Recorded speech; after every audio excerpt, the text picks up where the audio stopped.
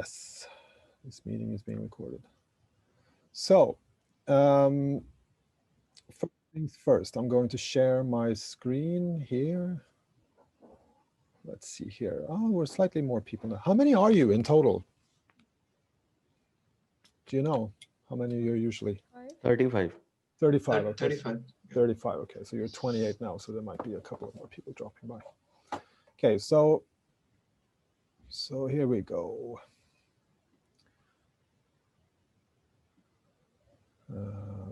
Share. Okay, so the idea for today's lecture is to we have a couple of sessions this week on qualitative methods, and then we have a seminar on Thursday where you're going to present as a group the little assignment that I sent out on Thursday last week, which I hope you all got.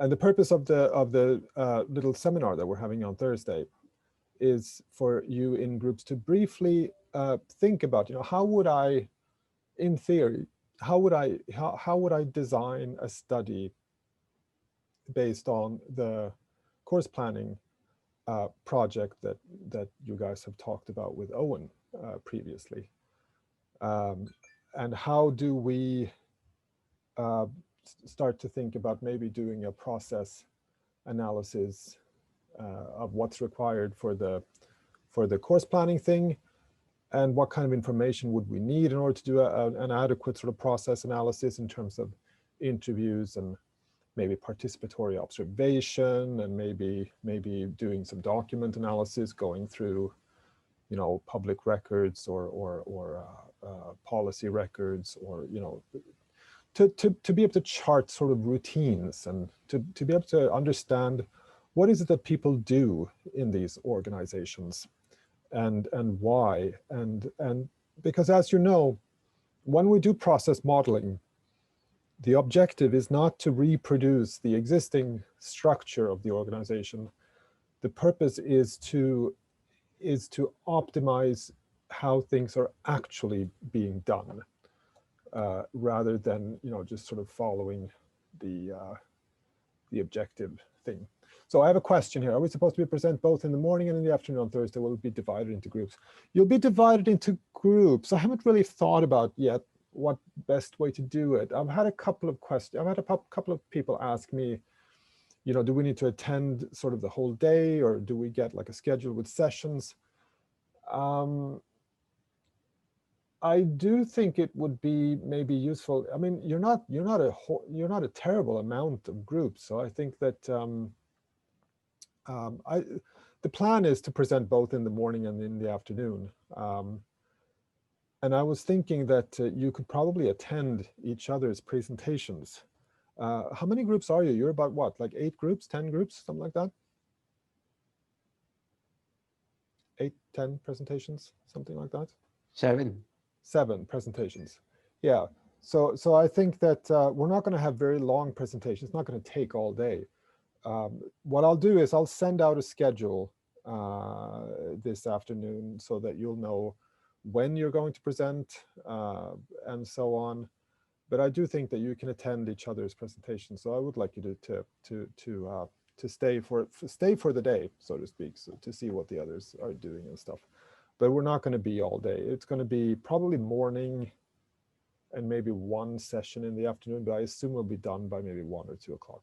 Something like that. It's not going to be, it's not intended to be sort of long, detailed presentations. They're supposed to be, fairly short, and then more emphasis on discussion sort of afterwards. Because as I said, the point of what makes for a good process analysis, or a good process analysis group, because this is, in the real world, you're usually part of a consultancy firm, and you're hired to do these process models in order to understand how a company or organization works, in order to make the requisite optimizations and to improve the practices and the routines that this company has. And one of the usual sort of pitfalls of process modeling is that you start with the organizational chart, and then you start to reproduce the official work routines and the official work practices and the official sort of so this entire sort of organizational structure with departments and committees and subcommittees and groups and project groups and R&D departments and stuff like that. And so basically what that ends up doing is it ends up reproducing not only the organizational structure and the hierarchy and the official hierarchy, but also the existing problems and the existing sort of inadequacies that a corporation might have. So it's better to, instead of using sort of official documentation as the primary source of your data, it's important to rely on interviews and observations as well, to understand not only what are people supposed to be doing officially, but also understand how are people actually doing the work. What are the workarounds? What are the shortcuts? What are the informal power structures? What are the informal organizational structures? So who goes to whose manager, and how, you know, so that we understand the difference between the formal and the informal organization. And that's why we do process modeling the way we do. And that's why we base our process modeling on such things as participatory observation, which can be extremely important, you know, where you shadow people in an organization to understand, you know, you shadow someone for a week to understand precisely what they need in order to do their work in the very best way. So when you're thinking about the seminar on Thursday, try to figure out sort of, in what way could I employ participatory observation? Who would I shadow? Who would I follow? And what would I get from that? And what are the actors? What are the persons and positions that are important to include in a potential study? And last year, there was a bit of a misunderstanding because people seemed to think that they were going to actually do all the interviews and perform the interviews. So I put a big thing in bold lettering in the assignment. I hope you saw that you're not supposed to actually go through with this study. You're supposed to design how you would do the study, sort of in theory. So by listing people and activities that you would do to collect data and so on, so that we can have a discussion, so that we can have sort of an academic intelligent discussion on the pros and cons and the benefits and the risks and you know of the data collection and the study that you've proposed. Is everyone understanding what I mean when I say all these things? Does it make sense? Yes. Excellent, excellent. So as a primer in, you know, what kind of qualitative methods are at our disposal, when we want to start when we want to start sort of collecting things for this kind of process model, like how do we, what's one way to understand what makes an organization tick? What's one way, what could be a potential point of entry into an organization that you might be completely unfamiliar with, in order to do a kind of exploratory field work, or the type of field work necessary to immerse yourself in the history and activities of an organization in order to understand what they do and how they do it. We're going to present or I'm going to present one example of how to do this and how I have done this in the past. And I call this presentation Understanding Organizational Culture Using Qualitative Methods, because qualitative methods is a strategy that we employ when we want to understand why someone is doing something, and when we want to understand sort of the implication of things. We want to understand the people, and from a subjective point of view, we want to understand these people's subjective points of view. We're not interested in an objective picture of reality that you might be more interested in when you do a quantitative study. A qualitative study is more interested in how people feel, how people perceive something, what people might find more important than other things. which may or may not correspond to any sort of physical material reality, but nonetheless understanding what drives people, what motivates people, how do people feel in certain situations, and what makes people do what they do, how they do it. So that's qualitative methods. That's why qualitative methods usually are usually paired with sort of an inductive, interpretive approach, because there's a lot of interpretation going on here. So I'm going to take you back to the winter of 2008, 2009. And this is when I started my PhD studies back in the day. And I was a brand new PhD student, and I was about to do an ethnographic study of an organization called NWT. And NWT is short for Nya Värmlandstidningen, which is the New Värmlands newspaper, I would imagine is what it means. But we can call it NWT for short. It was a local newspaper organization where I live, where I used to live in Värmland when I was a PhD student.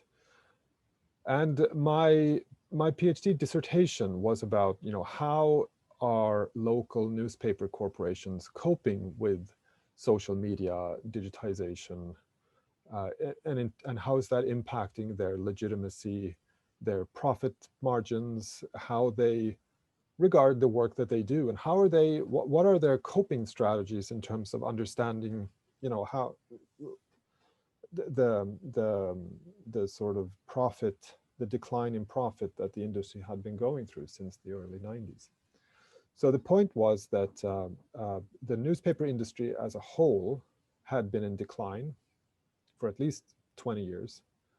So revenues were down, print newspapers weren't selling as much as they used to.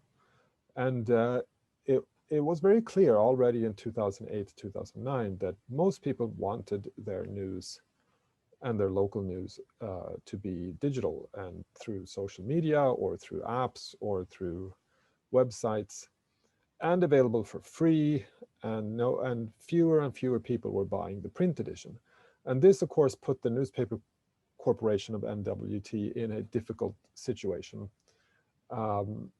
because obviously they have journalists employed that need to get paid, and they need money coming in, and their main business model, they had two business models that they were sort of running.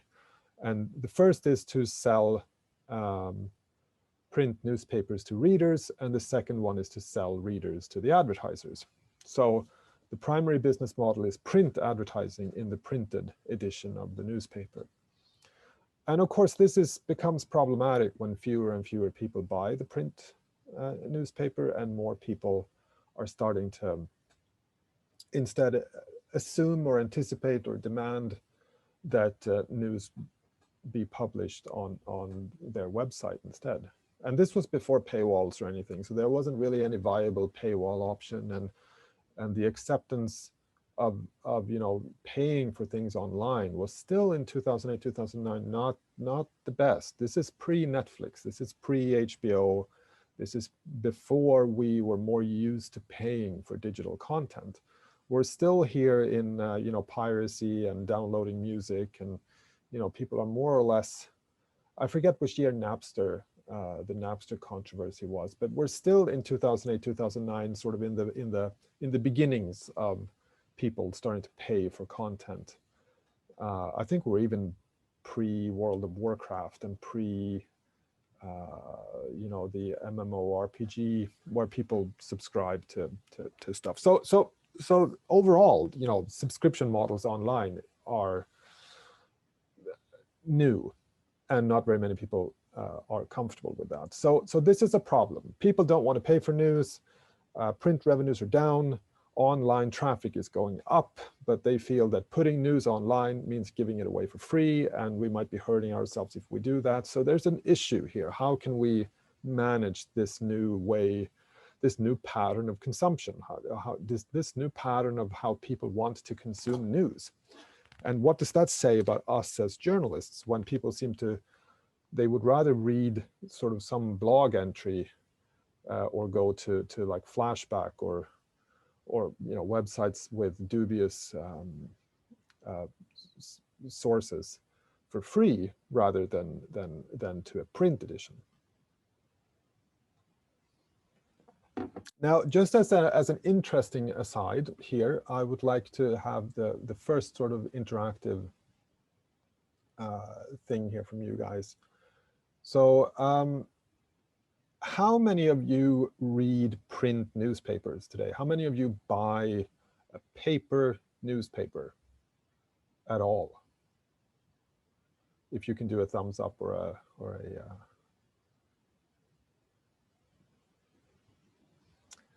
I don't see anyone yet. Let's see here if I can. One person, two. So one. So if you're doing the red cross, is that a yes or a no? Do a thumbs up or a yes. You do the green check mark if you say yes, or you can say no with the red one.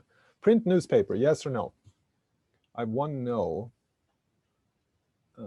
And that's it. Anyone do. So no one of you, all of you, how many are you now here logged on? You're 30 people here. So no one subscribes to a print newspaper.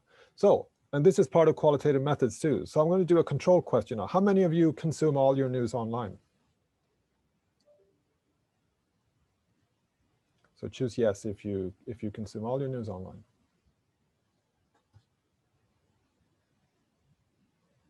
The green check mark. If you click the chat, if you click the participants tab on Zoom, you can click the yes green thumb. So here we go. Here are some yeses coming up. Yeah. So all these people that are now clicking yes, you're all consuming all of your news content online, and that seems to be all of you. Yeah. So you can imagine that this is slightly problematic. So long story short, that was what I wanted to do. So I first entered into this company thinking that I have to figure out, because the internet first came to Sweden in 1996. 1996 was the first official newspaper website, and I think that was Aftonbladet, which is one of the big nationals in Sweden. And also NVT had their first website up in 97, I think. And so, and already back in 96, 97, there were these fears that, aren't we giving away all our content for free if we put stuff up on our website? And what's that going to do with our source of income? So maybe it's problematic if we put news up for free. From a journalistic point of view, the internet is a wonderful thing because you reach, you have global reach, and of course that's any journalist's dream and any sort of pro-democracy person's dream, right? To reach as many people as possible in, instantly without any cost of distribution or anything. You don't have to print stuff, you don't have to pay for a bunch of materials, and it saves the rainforest, and it's much more environmentally friendly, at least on the surface, So from a journalistic standpoint, the internet is great, but from a financial standpoint, it's completely unacceptable, because you're basically saying that, it's like saying that if you're a car manufacturer to say, well, we're going to start giving away our cars for free. So my question going into this project was, how come between 96, when this discussion already started, that this is going to be problematic, there hadn't been any viable solutions by 2008, 2009, because we're talking at least, well, we're talking 11, 12 years at least, where print has gone down and online traffic has gone up. There's an increase in demand, and it's clear that the patterns of news consumption are going towards an online situation, and people, young people are not buying print newspapers. It's old people buy print newspapers, and old people are becoming fewer and fewer of natural causes, and the younger generations are going to take over. So eventually, there will be no one left to buy the print newspaper. This is a clear tendency already back in 96, 97. Well, maybe not in 96, but it was clear already around the turn of the millennium, certainly in 2008, 2009. So my question was, why haven't these companies, why haven't the newspaper industry as a whole, and particularly this corporation, gotten any further in fixing this situation? Why haven't they developed a new business model, a new digital business model that fixes all this? Why is nothing happening, and why is this being debated and discussed, and what's the problem? Why aren't they getting out of this situation, right? So that was my research question, sort of going in. And my plan was to interview all the managers of this corporation, which publishes about 12 local newspapers in the region with about 50,000 readers all in all. So it's a fairly large, it was the most profitable newspaper corporation in Sweden at the time. And they were shareholders in a big Norwegian media conglomerate. And so it's a fairly large regional newspaper organization or corporation, this. So winter 2008, 2009, I'm getting ready for my first interview with the CEO of the corporation, of the NWT.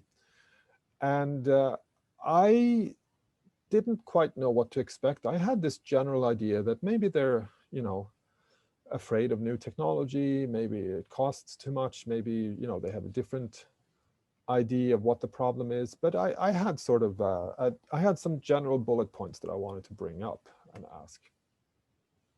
And I decided to bring my camera or my phone along and take pictures along the way, because I had never visited the headquarters of this corporation, and I didn't know yet what would be interesting, and what kind of material can I gather in terms of data collection that would be useful later. I didn't know. So I figured that interviews, semi-structured interviews, is one major thing, obviously, when you interview, but also being an organizational theorist and an organizational scholar, I knew that visual aesthetics can be quite illuminating as well. So I figured I'll take pictures of the interiors and of the organization, because the landscape that people work in can tell you a lot about an organization and its history and the identity of the organization. So I like the first slide says here, I wanted to understand their organizational culture, to see if the organizational culture of this corporation is something that is either hindering or enabling change in general. Because all organizations are no one likes change, but some organizational cultures are more adaptable than others. So I'm thinking that if I can somehow figure out what the culture of this organization is, then maybe that would provide one big piece of the puzzle. So this was the lobby that I was waiting in when I first arrived at the scene, arrived at the interview. And immediately I started noticing things. I started noticing materials. I noticed that the building was quite grand and looked quite new. I noticed the marble floor, and I noticed sort of the model of the printing press, and I noticed the fish tank there on the right, and I noticed the grand old staircase, obviously. And it's sort of, to me, this looked like a bank, more or less, a traditional bank. Back in the days when people would go into banks, few people go into banks these days, but because they're all online. But in the old days, marble staircases and stuff like that are usually things that you might associate with banks or with newspaper corporations. And it struck me already then that marble symbolizes resilience, stability, old traditions, old building materials, and in a way, a bank wants to communicate visually the same message as a newspaper organization, which is that it's a long-standing, trusted organization that deals with that you can trust, that you can rely on. It's reliable and stable and a sort of a fulcrum of society in a way. So you don't want a bank that looks like a small rickety wooden cabin that looks like it could collapse at any time, and you wouldn't want a newspaper company to look like that either. So the idea of the stable, large, opulent, reliable, sort of trustworthiness, legitimate building conveys this kind of stability and authority and all that stuff. So I thought that was interesting, and I thought it was interesting the fetishization of the printing press. You know, as you can see here, they put the printing press on display, which is interesting in and of itself. You know, so they're clearly you know, want to emphasize the mode of production in a way. So this is the this is the second picture was of a sign here that says "Welcome to MWT. Today we greet our visitors," and then a blank sort of board. So obviously they're taking study visits or from schools and stuff like that. So I thought, yeah, maybe I'll do a guided tour eventually, which I ended up doing actually. So some of these pictures are from a guided tour. Some of them are from when I waited for the first interview. So lots of art on the walls. So I ended up performing this interview with the CEO. It took 1 hour and 19 minutes. I recorded it using this app on my phone. And after that 1 hour and 19 minutes, I went back down the lobby and I went home and I started taking some notes to jot down sort of the thoughts that came to mind when I was performing the interview, because I had these bullet points with me when I went in, and to guide me sort of generally, but I also wanted to keep things very open because I didn't know what would be interesting and what wouldn't be. So I wanted to be prepared both for what this person would say and what you know, but also at the same time guiding towards a particular goal if this person would have a hard time talking. So I did this a number of times with an array of interviews. So I ended up, in the end, interviewing the editor-in-chief, the editorial manager, the web director, the newsroom manager, the news desk, the CEO, the owner family, because this was a family-owned corporation, fourth generation, I think, as many newspaper corporations are.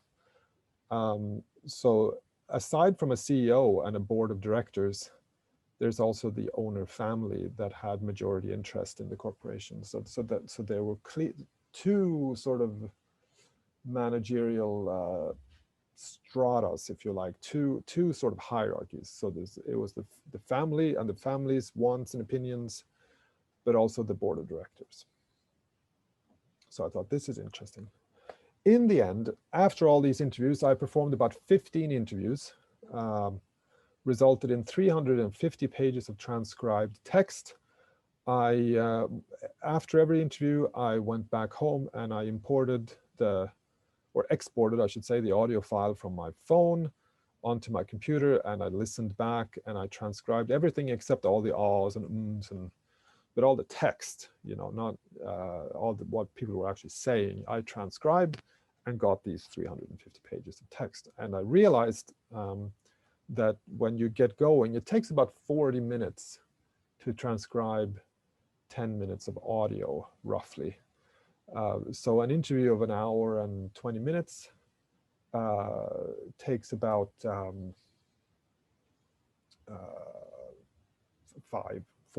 hours or something to transcribe. So it takes about a day to transcribe an interview well, if the interview is about an hour and a half long.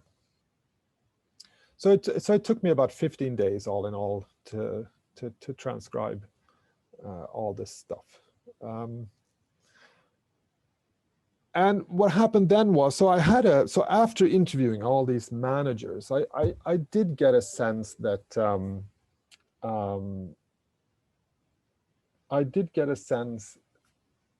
there are these conflicting views in the organization, where you have the editor-in-chief versus the CEO. So the CEO had very much a money perspective on things and how to run things, and the editor-in-chief had very much a journalistic perspective on the internet and digital news, and these two were not getting anywhere in how to proceed, so to speak. So I was getting a sense of sort of how the discussions between the managers were going, and also how this impacts the work that the journalists do. So I ended up so I could start charting, what happens from the let's say that let's take a piece of news, for instance. Let's say there's a car crash somewhere. Someone runs their car into a ditch and runs into a tree. So there's an event, and the entire process from that event to when it results into a printed article in the newspaper, I had sort of created a process model of that entire sort of chain of events, if you like, with input, output, information, input, output, and identify all the sort of processes and things that are involved, and all the actors that are involved, and in which step, that a news tip comes in to the news desk, and the news desk prioritizes, sends out a journalist goes out, takes some pictures, does a write-up, puts it all into this system called NewsPilot, which is the CMS that newspapers use.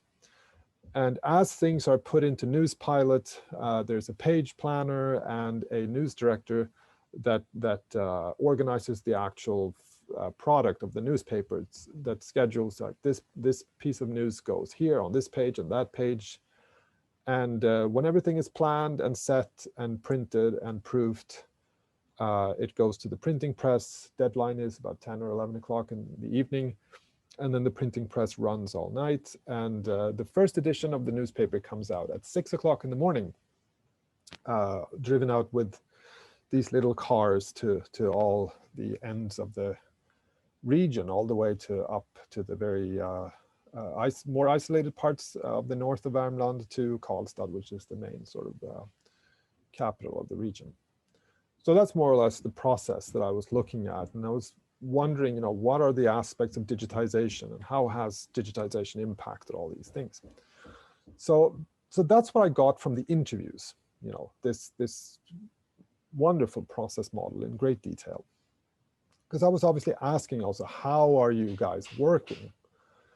And so then what I wanted to do is to complement the interview or the interview material with more visual material from the organization, to understand not only what they're telling me that they do, but also how and in what environment. So what I did was I attended 2 events, two guided tours, 2 official guided tours, or 2. They have 1 guided tour, but I attended it twice. And I saw the guided tour as an event that I would do sort of participatory observation in, because I figured that a guided tour, an official guided tour, is a good way to understand an organization. Because I would imagine that what they choose to talk lots about are things that they find important and that they want to show off.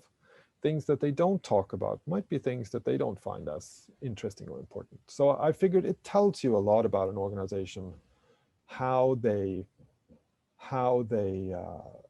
designed their guided tour. So I was doing a bit of a meta study of the guided tour. So I was looking at the guided tour as an event. It wasn't just about what they said, even though I still used the information that they gave us during the guided tour, us as visitors. But I was also looking at the guided tour as an event in and of itself, to figure out sort of what are they playing up, what are they playing down, how are they talking about stuff, how are they answering questions. Does everyone follow so far what I mean? If you have any questions, just interrupt me. It's no problem, or post something in the chat. So I took a camera to the guided tour and started taking pictures of the newsroom. And the first thing I noticed was that, and this is something I actually saw in the pictures later, but there were all these sort of print newspapers everywhere. It was littered. You could find this everywhere around the building, more or less. So these are all the journalists. This is where they sit. This is where they work. I saw that there's lots of artwork on the walls. There was very much a sort of a maritime theme going on in the building. Ships, water, and you see the hardwood floor here. You can't quite make it out here in this picture, but there's a shipwood floor. So there's like a sort of the maritime sort of type of hardwood floor that you most commonly see on ships. And you see also in the ceiling here, you have these kind of ship-like ceiling with these little mahogany wooden things. And it's also mahogany sort of on the railing here. And the railing, as you can see, looks like a ship's railing. So I was thinking, it feels like I'm on a boat. And I wonder why that is. And you see all kinds of artwork from all parts of the world here. And as I was walking through here, the organization, the ship metaphor became even stronger. And you can see even here also with the plumbing and stuff here, that it looks very much like a cruise ship, more or less. And as I walked past the entirety of the editorial office, there are all these fish hanging, sort of this decorative fish. So I'm thinking that my first clue into this organization's culture is the maritime fish-like sort of, there's a ship metaphor going on here. And also all these print newspapers that are lying around and they're littered everywhere was also interesting, I thought. And they spent some time, talking about the journalists and their work and so on. We also spent quite a lot of time at the advertising department, and the advertising department were describing to us how they work and stuff.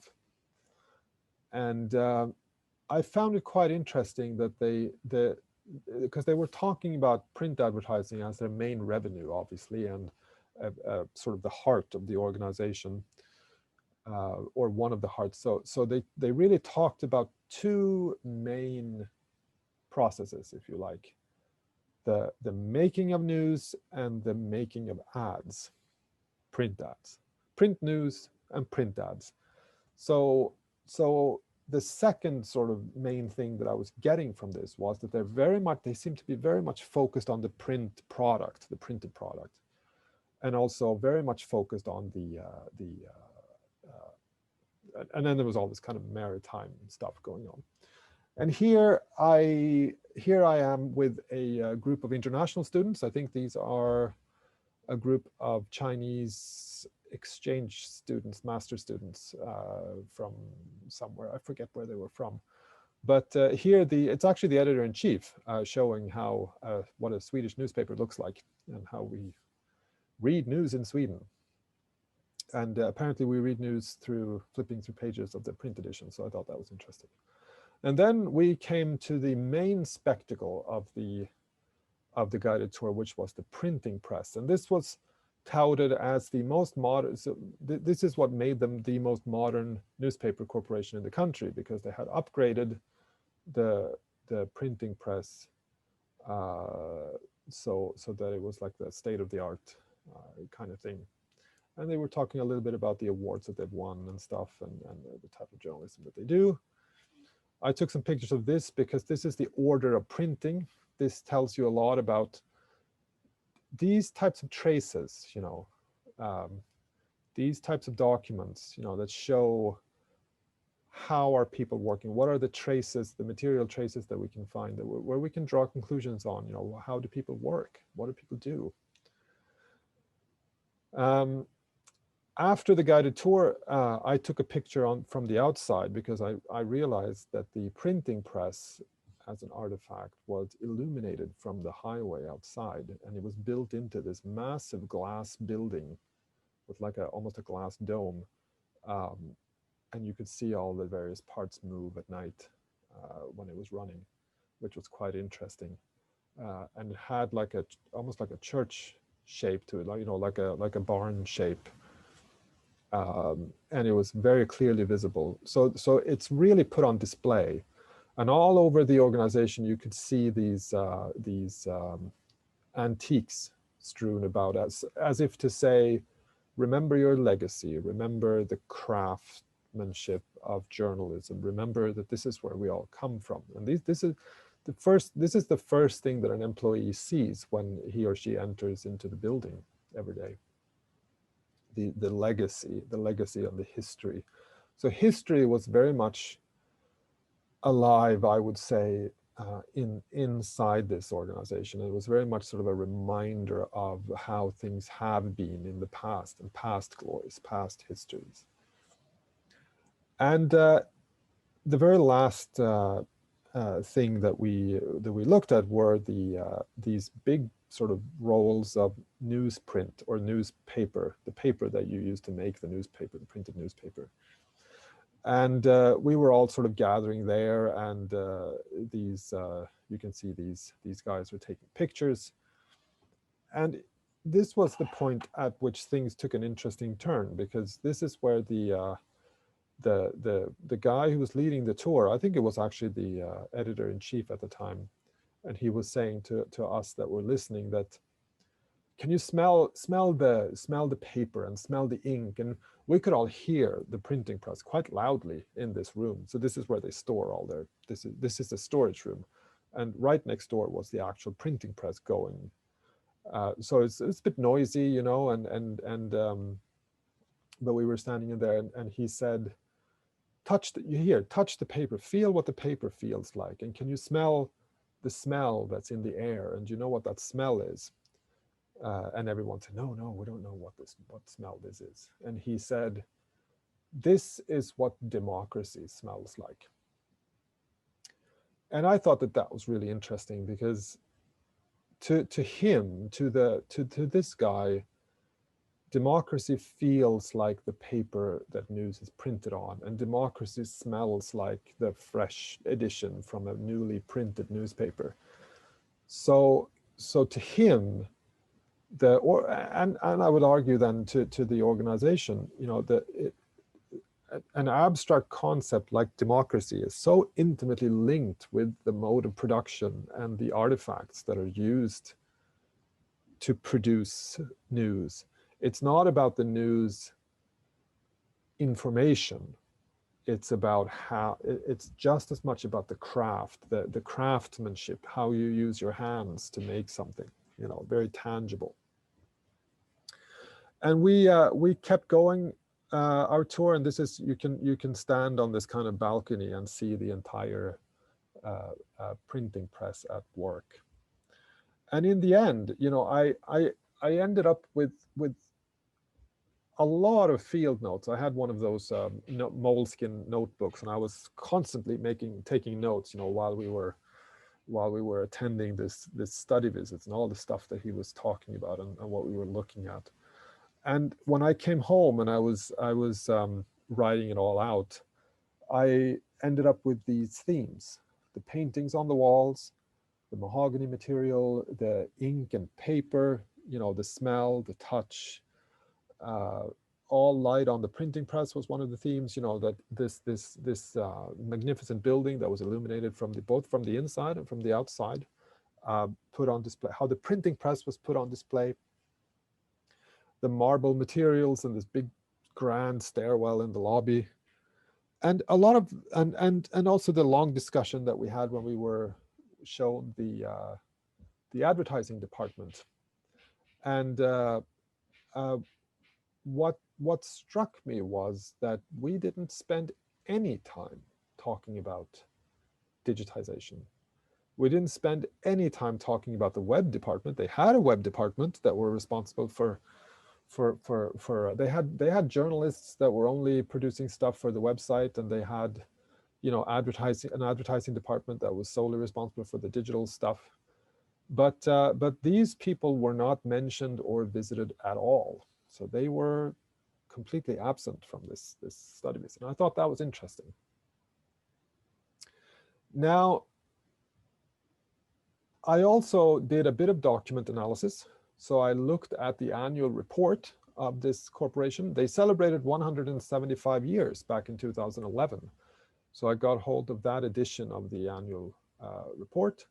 And in this annual report, they write the following, as you can see here in the first column. There is no, so because it was an anniversary edition of the annual report, they did all these interviews with the managers and stuff. And this is from an interview with one of the managers.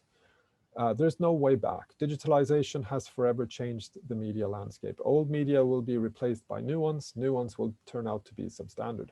The change is not only of evil. The net gives the publishers great opportunities to reach brand new audiences with brand new services. Nor is it only of good. The quantity on the net surpasses quality. The knowledge society's infrastructure crumbles when the masses become the new elite. Hierarchies are shaken. So this is a very negative view of progress, and digital progress in particular, I would say. And it has to do with something about sort of when the masses become the new elite. So obviously, digitization does something to the balance of power when it comes to news production. Those who correctly use the technical possibilities to package meaningful content will survive, develop, and earn a lot of money. These are wonderful times. New consumer habits, younger generations which prioritize other media forms. Everyone's their own really responsible publisher among thousands of bloggers. Social patterns and individual behavior that were not intended for Gutenberg's time. One with the middle class's education, disappearing reflection and analysis replaced by cheap news, opinions, maintenance, accession. A willingness to pay undermined by publishers' bent knee for everything free on the internet. So it's obviously a critique on, you get what you pay for kind of thing. If you're not willing to pay for news, then you're going to get the kind of news that you deserve. And if there is more push for us to distribute stuff for free, then we're not going to be able to produce the kind of quality journalism that costs money, more or less. So so that's more or less what the types of methods that I combined to understand what this organization was about. So I had the interviews, I had the document analysis, and I had the participatory observation for the study visit. And so I made notes about all these and combined them. And then I had this great sort of mass of data. And I thought to myself, and I had drawn out all the sort of process models and stuff. And I thought to myself, I need some sort of additional theory to apply to this, to understand, what is the part of organizational culture in all this. So I found this theory here, Johnson and Scholes, the cultural web. And his idea in terms of theory was that culture, an organizational culture, is made up of 6 elements that hedge this particular culture, that build a particular organizational culture. And those are the stories, the symbols, the rituals and routines, the power structures, the organizational structure, and various forms of controls. These 6 things are what make up an organizational culture.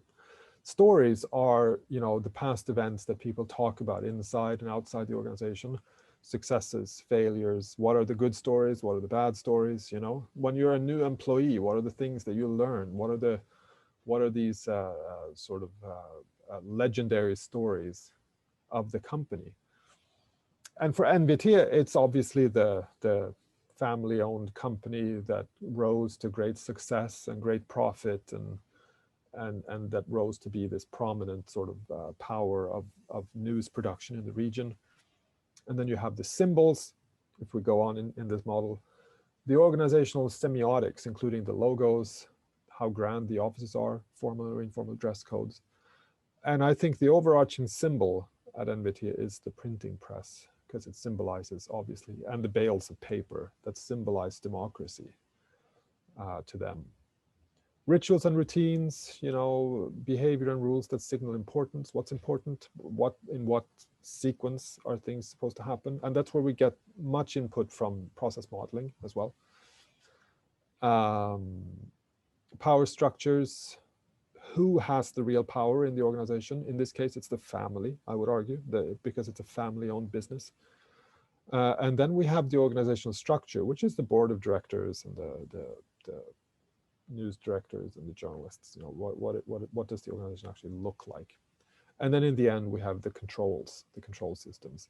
And controls mean what are the internal control systems that symbolize or that tells us when we are doing well and when we're not doing well. So what do we measure up against? Could be linked to finance, could be linked to performance quality, rewards, salaries.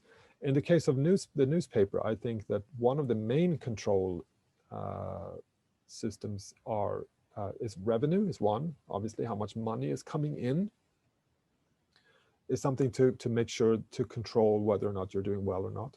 But another thing is the amount of issues that you sell of your newspaper. So the upplaga, as we say in Swedish, or the what's the English word? Yeah, well, they sell 50,000 copies of their newspaper. That's that number, as well as the geographical reach. What is the geographical area that we cover, and how many copies of the newspapers are we selling? So that's a control thing. So I applied that theory along with all the process models that I had, and I designed my study to become one of how is organizational culture helping or hindering, and what are the sort of the ways that they're working, helping or hindering what they do. So that is me. It's not 8 after 11, and this was the project that I was involved in, and this is how that sort of worked. Are there any questions so far? I thought, why don't we take a short break there, and I want to talk just a little bit about what's good, and it'll be a little bit of a precursor for next time, but to talk a little bit about sampling and how to conduct these interviews and how to design sort of stuff that you need to perform each step. But before we do that, are there any questions so far? Any comments? I would like to ask, what you have told us about things which were applied 10 years or 12 years back. Yeah. But what about in this scenario? How will going to do qualitative research in this scenario, like of digitalization or on a Zoom meeting through where we cannot access easily, we can have the accessibility issues and all. Are you getting? Yeah. Yeah, I think to some extent it's easier than it used to be. I mean, I think it's easier to plan interviews, for instance, when you don't have to be on site, you don't have to visit places, but people are more comfortable these days being interviewed over Zoom or over Skype, for instance. So I think that in terms of access for interviews, I think it's much easier now than it has been before the pandemic. And as for the annual report, that's publicly available documentation. It's a downloadable PDF in this case on the company website, and things like policy documents, public records, and stuff that is publicly available. You can oftentimes find on company websites, and particularly if you look at public organizations, state-run organizations or state authorities, they have certain things they have to provide in terms of public records. So any type of organization that relies on taxpayers' money, they have to be so transparent and stuff that they often have lots of these kinds of documents available freely online. So The slightly more problematic thing is to attend sort of study visits and stuff like that. So that would have to be done sort of post-pandemic, obviously. But in terms of designing a study, I would say it's still a viable combination of all three, I think. Mm-hmm. But obviously, in terms of your presentation on Thursday, when you're supposed to evaluate the feasibility of your design, then, you know, obviously, if you want to do a study visit, then there has to be some sort of that could be problematic during COVID, obviously. Mm-hmm. Thank you. Yeah. Any other questions or comments? So this was just meant as an example on how can you combine various forms of data collection to build a case, to build a case study. Case study is not a method in itself. It's something that it's a case study is like a shell. It's like an eggshell, and you fill it with a number of data collection methods that you can then use to answer your research question. But anyway, I'm going to click stop now on this presentation, stop share, and record again. It's a very loud voice that comes up when you click record. Can you hear that voice too, or is it just me? It's probably just me. Yes, we can. Yeah, We can hear it as well. It scares the hell out of me each time that voice comes. This meeting is being recorded. Anyway, so what we've talked about so far is the case study that I designed when I was a PhD student. So we talked a little bit about, or exemplifying a little bit of how you can combine semi-structured interviews where you have an interview template or some bullet points, or combined with, you know, you have a combination of maybe specific questions with bullet points with a general idea of where you want the interview to go, but you don't have all the questions finished beforehand, but you're allowed a little bit of flexibility. That's what makes the interview semi-structured rather than structured. There are structured aspects, but there are also unstructured aspects to such an interview. And the transcription of such interviews combined with public documentation, like an annual report, as well as the participatory observation of the study visit.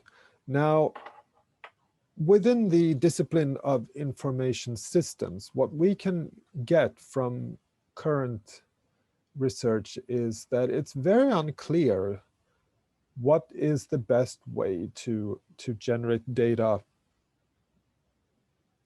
for a process model.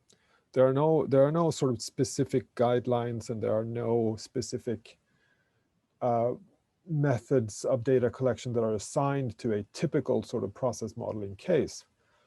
But I would argue that interviews is one major important thing, and I think that participatory observation is also one majorly important thing, where you actually go into the field and you watch people work in order to understand the chain of events that each sort of practice or process needs, allowing you to sort of create these diagrams with as much accuracy as possible. Because what you want, like I said in the beginning, what you want is what people actually do, not what they say they do, or not what the official organizational schemata tells you that they do, but you want to know what people actually do. Who do they talk to? What kind of information can they get from that person? What are the formal and informal connections and contacts? What is the information required to perform a certain task? What is the information output of that specific task? And in turn, what processes do those outputs in turn generate? And then we get these kinds of chains of processes, as you know. But you've done all this with Owen, as far as I understand, with the course planning example, right?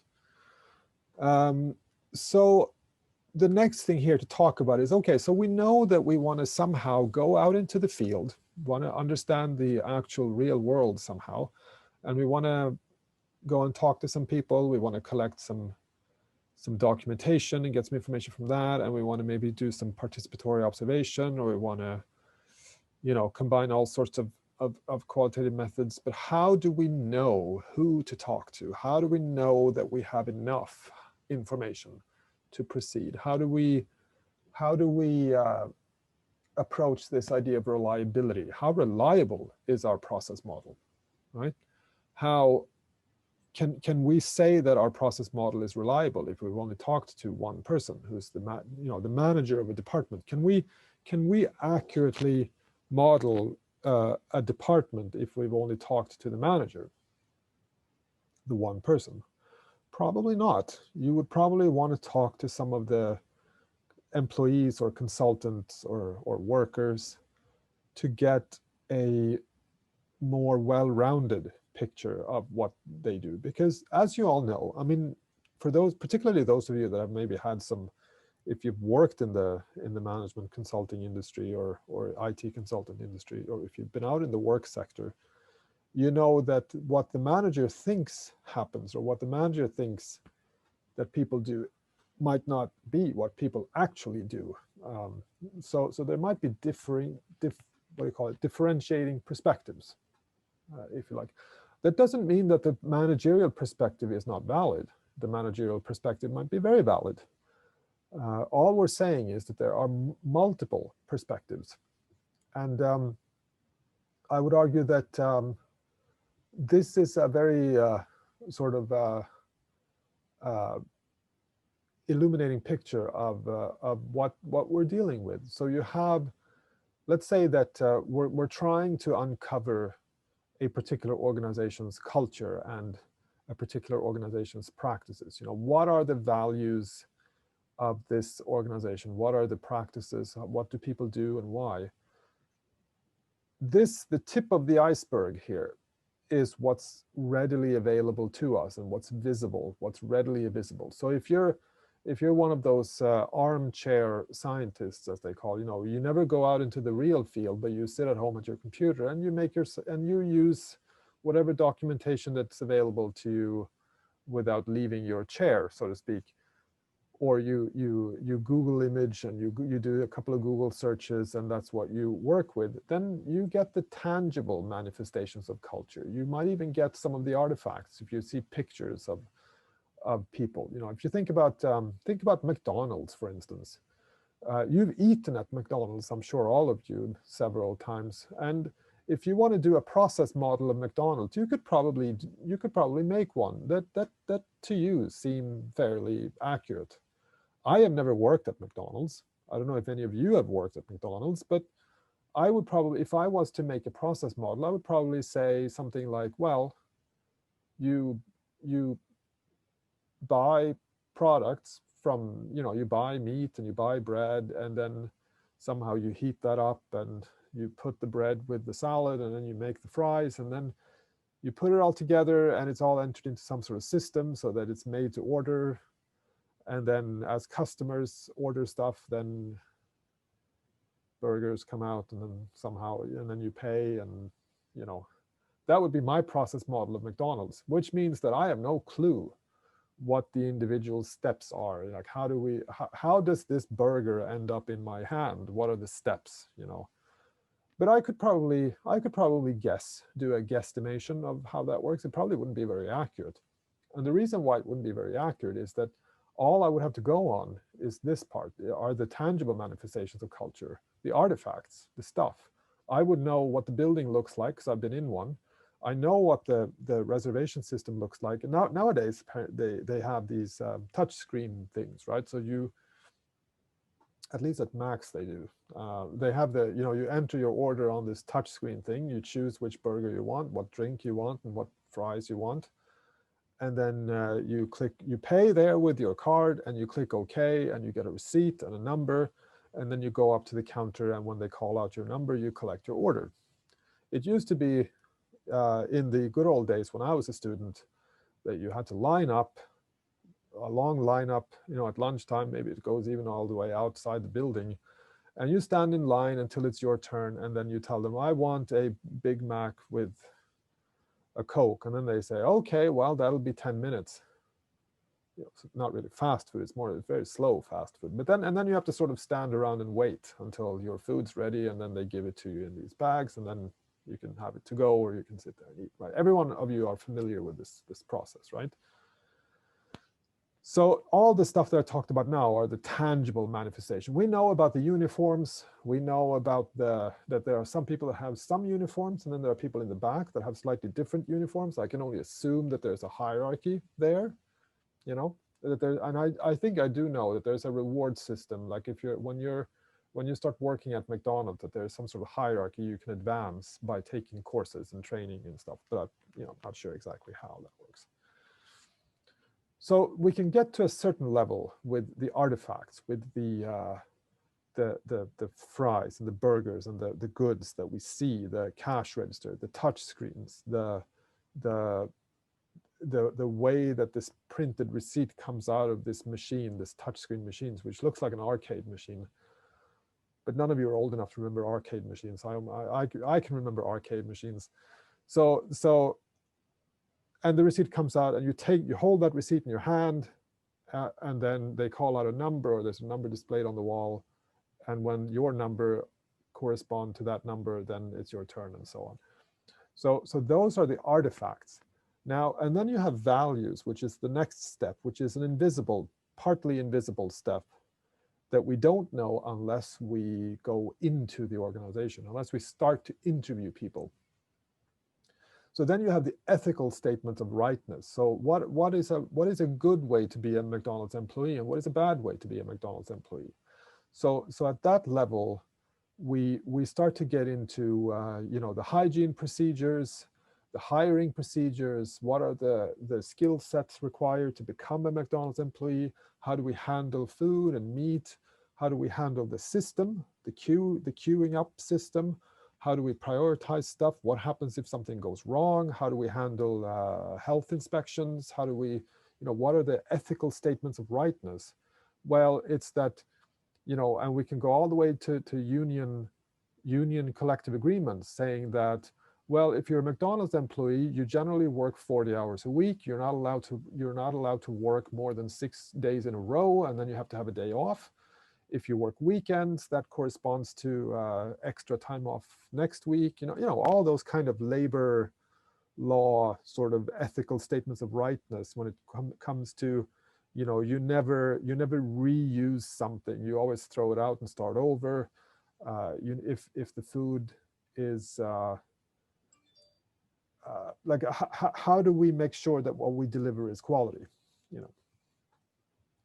And at the very bottom, which is maybe the biggest part of culture, are these basic assumptions, unconscious and taken for granted ways of seeing the world, which is what you get, all the subjective opinions of what it means to be a McDonald's employee.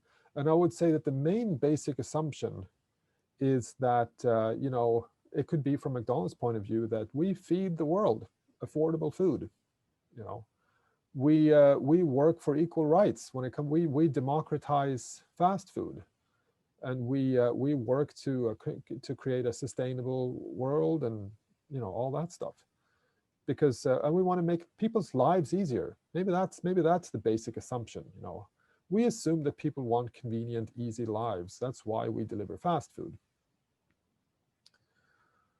And these are the values that you can uncover with interviews and with study visits and with all that stuff. And these are things that have to go into your process models. Process models are not simply about what happens. It also requires a deeper understanding of why. Why are people doing what? How do people feel about what they do? Because they could tell you that they work a certain way, but you also need to have an understanding of what this does to the employees. So you might have from the official record that you're only allowed to work 6 days in a row, and then you have to have a day off. But then when you interview people, you might see, well, this person has worked for 2 weeks without a break. This other person hasn't gotten paid in 2 months. This third person has been, complained about something and then almost got fired. So there are all these bad things going on, and when you model these behaviors, when you draw these diagrams, you have to understand sort of what are the values, basic assumptions, and artifacts that go into creating these practices? Like why is this happening, and is it right? Should it be like this? Usually when you process model, you do one model, and this usually, as you all know, and I'm not going to repeat everything that Owen said to you guys, but usually you do two sessions of process modeling. You do one set of models to chart how things are at the moment, and then you do one that designs how things are to be in the future. You know, usually in the middle of some major change in an organization. So there's one desirable final product, and then there's one, you know, how things are right now, and then you work out the difference. So what would it take for us to take us from state A, current, to state B, which is future.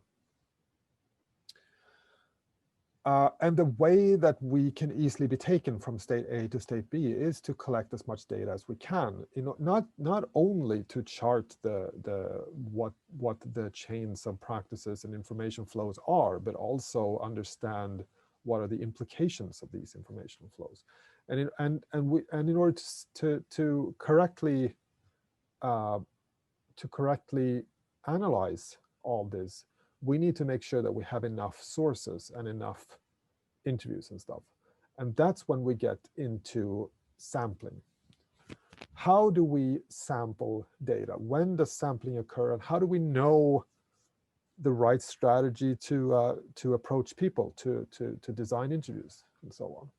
So Patton, which is I think he's on your reading list for this session, or for the course, certainly, or even for the previous course, I think. He wrote a book once called Qualitative Methods, or Scientific Work in Qualitative Methods, or something like that. And he also wrote a very famous, or I guess one section in that book is very famous about purposeful sampling.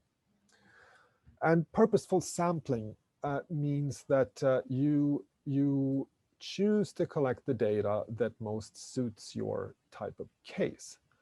So when you start to collect data, and when you have a research question, you have to figure out, what is this a case of? What am I trying to uncover here? And it might be that it's a standard process modeling assignment, or it might be to try to describe some sort of problem of some sort. So before you start to collect data, you have to think about, what is the intent? Why am I collecting all this data? And there are several options that you have. And Patton talks about 5 different intentions. There's maximal variation sampling, which is employed when you want to develop many perspectives, when you want a range of perspectives. There's extreme case sampling, when you want to develop particularly troublesome or enlightening cases. Then you take the worst case and you take the best case, and you try to figure out, you know, this is as bad as it gets, and this is as good as it gets, you know. Typical sampling, you want to talk to a typical manager, or a typical organization, or a typical instance of something, to develop and describe what's typical to these unfamiliar cases. So in my case, you know, when I looked into the newspaper industry, I wanted a typical regional newspaper organization in order to be able to generalize as much as possible. If you want to, you can also have, the intent can also be to generate a theory. You can sample various theories and various concepts and develop a theory. You can describe some sort of subgroup in depth. So you do homogenous sampling. That means all the managers, all the employees of a particular department, all the developers, all the field workers, all the cleaning staff at McDonald's, or you know, the middle-aged customers, or you know, people that remember arcade machines. So that is you sort of encircle a particular subgroup in order to learn something more about that particular subgroup. There's also theory or concept sampling to describe a case that illustrates dramatically the situation. So you have an event that's happened, and you pick a theory or concept that applies to really explaining what that particular instance or event was all about. So that's before data collection. And then, so that's the first instance of sampling that you do, where you have to figure out how can I identify the group that my project sort of pertains to. After data collection, or not after data collection, but after you've started your collection of data, then you also have to figure out what's the intent. So either you take advantage of whatever happens during data collection, like I did with the NWT case. I started noticing all these interesting things, so I decided to go on the study visit. That wasn't my intent. I didn't even know they had one. So that was opportunistic sampling. And then you have confirming and disconfirming sampling, which is you have hypotheses prior to your study, where you say that, well, let's say that you want to explore an organization and say, I want to know more about how these agile teams that work in this particular project, how they coordinate, and what makes these coordinations challenging. So you can explore a confirming or disconfirming case by saying that this particular group of developers, this particular software project, they've had major issues with coordination in these agile teams. So and rumor has it that the problem is that they're not very good at following up the where you draw all these arrows between, my information here depends on this person's stuff, and what I'm doing here is dependent on this person. So all these dependency charts that you have to draw out when you're in agile projects, there's something wrong with how these people are doing that, and they're not documenting enough. So there's a documentation problem. So that could be a confirming or disconfirming case, because then you ask the question, what's the deal with the documentation in these particular agile projects that I'm looking at? So you assume that there's a problem with documentation, and your case is to either confirm that that's the problem or disconfirm. In other words, figure out what, if this is not the problem, then what is? Or it could be after data collection has started, the intent can be to locate people or sites to study. So you do snowball sampling. So you start by talking to one manager, and then that manager, when you're done with the interview, points you towards the next person that would be good to talk to. And then you discover all these other people that have more information, and then you discover more people, and you discover more people. So you start to uncover people or sites to study as you are collecting the data. So you're letting the study evolve sort of while you're working. And we're going to look at examples of this a bit later on. So what time is it now? So this goes, the time goes really fast. I'm not going to talk yet about Klein and Meyer's principles of interpretive research in the field, because that takes a while. So, or about coding. We've been going for a while now. I'm going to stop the recording and the share. Hang on.